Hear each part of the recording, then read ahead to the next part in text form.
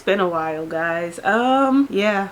I don't even really I have a lot of excuses, but I also don't have any excuses. So it's like life has just been rough lately. Yeah.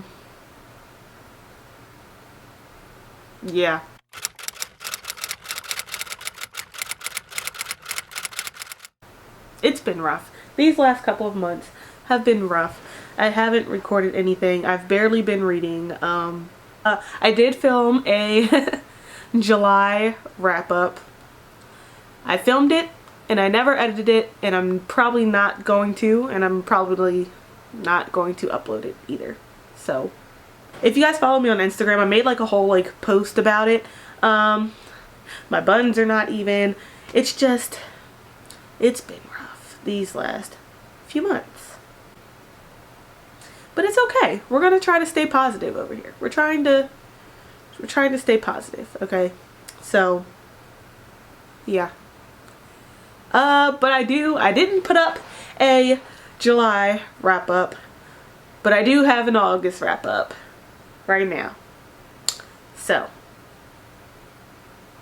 we'll just jump into it. The first book I completed in August was Little Monsters by Kara Thomas. I really like this book, actually. It wasn't a bad book. I gave it 4 out of 5 stars. I don't know why I expected this to be a fantasy, but it is not a fantasy. It's more like a thriller, mystery thriller type of thing. This story is about Casey, who moves into this new like small town where everybody knows everyone, and she's going to live with her father that she has actually never met before. Her father and his new family. In this city, everybody is like so nice, but it's like one of those towns where everybody knows everyone. You can't really get away from anyone, or you can't really get away with anything. She actually meets 2 girls that she becomes friends with, and everything's cool. At least she thinks everything's cool. And one of the girls actually goes missing, and Casey and her family pretty much become the main suspects of this missing person's case. Casey, I mean, you can tell from the beginning she obviously doesn't do it, and she's just trying to put together all of the clues to try to figure out what happened to her friend that went missing. So yeah, it was 4 stars. I really enjoyed the characters in this book. There wasn't any characters in this story that really like annoyed me, which is rare because usually the main characters in books annoy me. But yeah, I mean, everything was pretty much okay. I mean, like a couple of the characters were definitely like not good characters, but not good where it's like they're written badly or they come off as annoying. Like not good as in like morality. So yeah, I mean, I don't really have anything else to say about this book. I liked it. It was 5 stars or 4 stars. I'm moving on. The next book I read was an ebook, and if I can figure out how to put the picture of the book somewhere on the screen, I will. I'm still new to the whole editing thing, so I mean, I'll do what I can. The next book is The Girl in the Tree by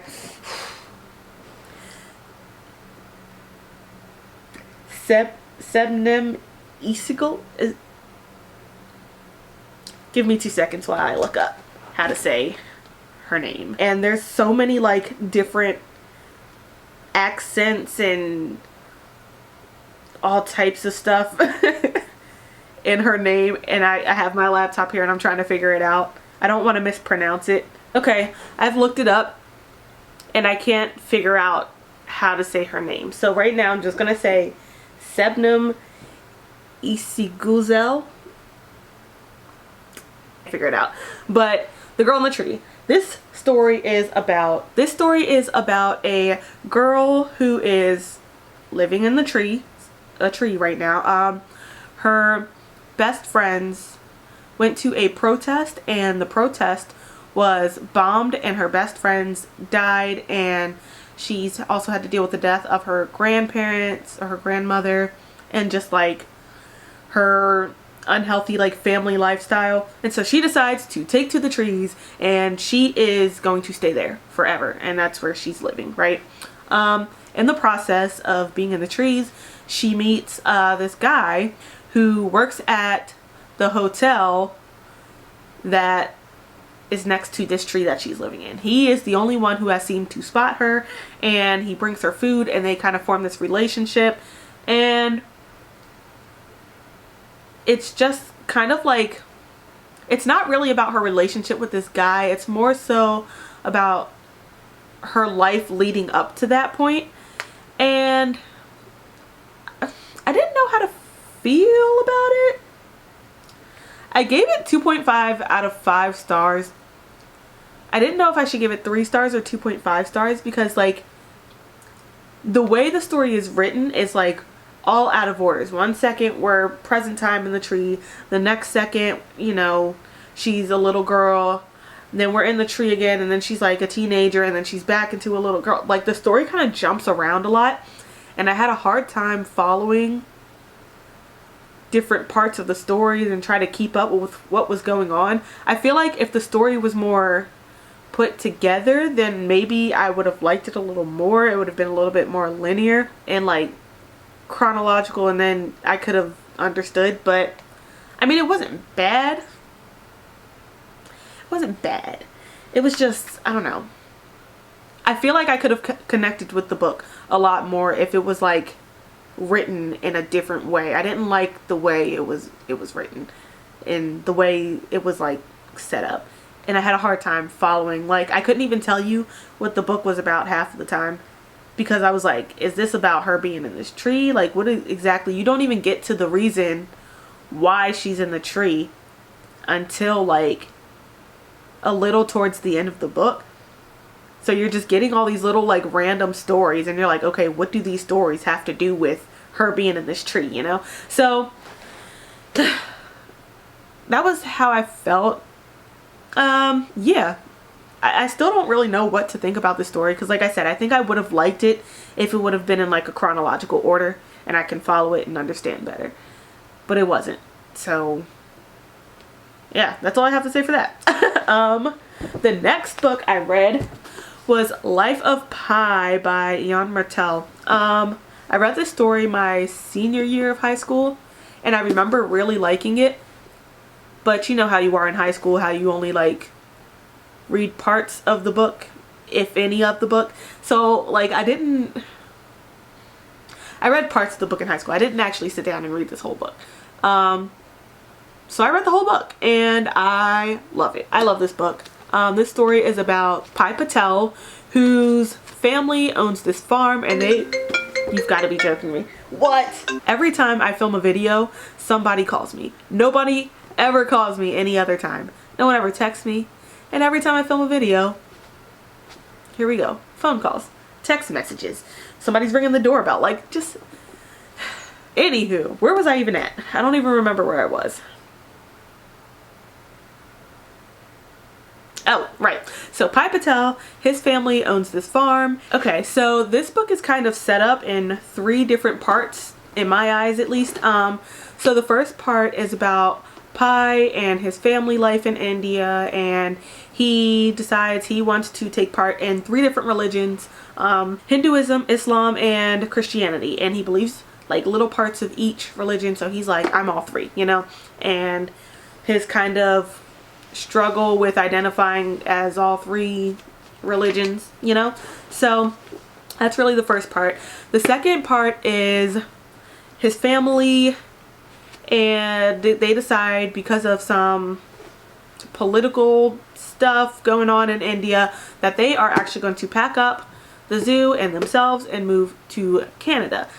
In the process of trying to move to Canada, the boat sinks. The boat that they are on to get to Canada. The boat sinks, and Pi is the only one of his family who makes it, and he ends up on a lifeboat with a hyena, an orangutan, a zebra, and a Bengal tiger. And it's him trying to navigate sea life now and try to figure out how I'm supposed to survive on this little boat with these great vicious animals. Like, how am I supposed to make sure that we all get what we need and that I don't end up getting killed? And you know, it's a whole thing.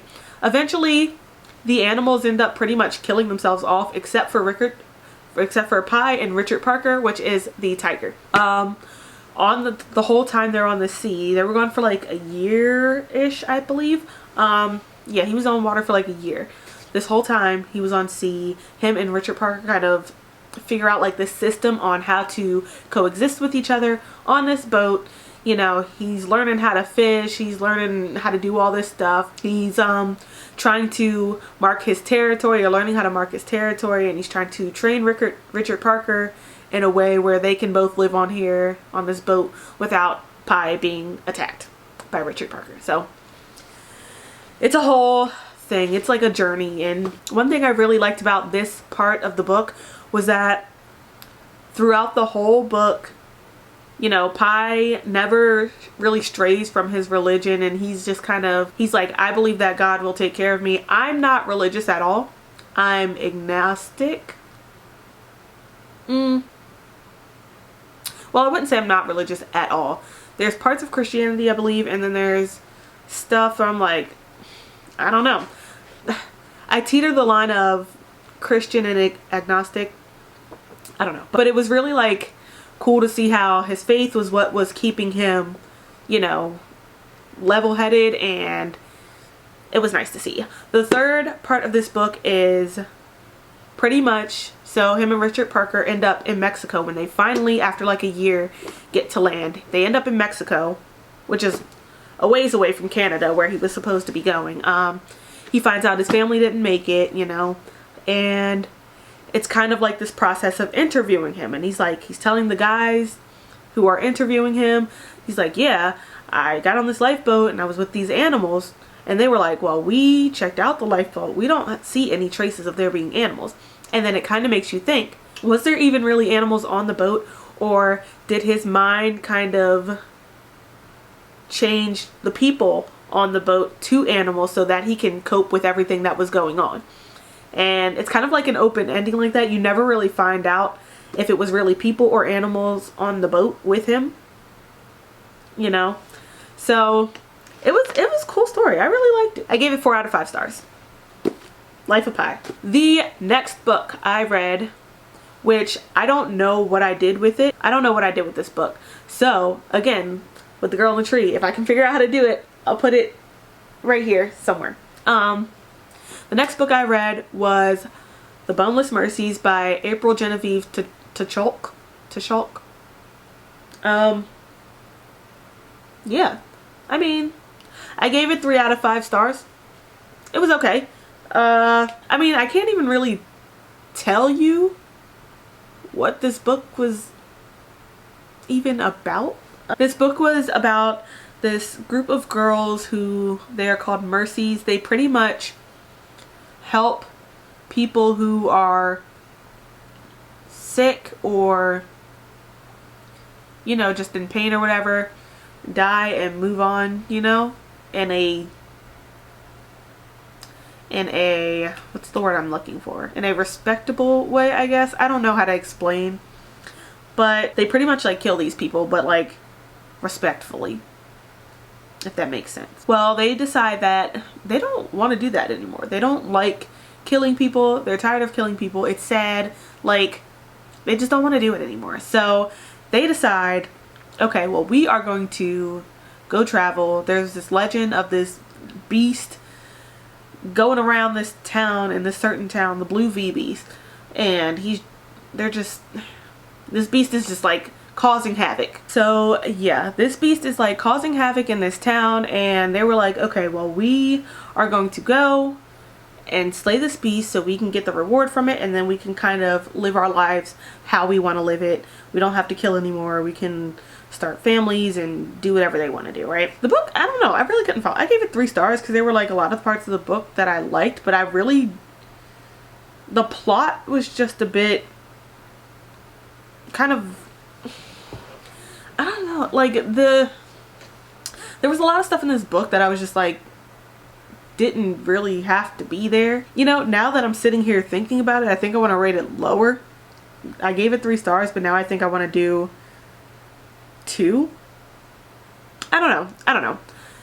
2 to 3 stars. I don't know what I want, but it's kind of hard to explain because, like, there wasn't really too much going on. Like, they wanted to, you know, have normal lives, so they were like, let's kill this beast so we can get the reward and we can go live normal lives. And then that's what they did. Like, I don't know. I don't know why I'm so bad at explaining this or why I'm so bad at explaining books, but I think I'm gonna give it 2 stars. Yeah. Because if I can't even, like, really tell you what the book is about, I feel like 3 stars is a little high. I'm going to give it 3 stars. I mean, it's 3 stars. I'm moving on. The next book. So the next book I read was Flawed by Cecilia Ahern. Anywho, I gave this 4.5 stars. I enjoyed this a lot more than I thought I was. It had pretty good reviews on Goodreads, but, like, when I was reading it, I was just kind of like, I don't know if that sounds like something I'm really interested in reading, like, right now at least. But I read it anyway, and I actually really liked it. So Celestine North, which is the main character in this book, she lives in this kind of society where it's the goal for everybody to be perfect members of society.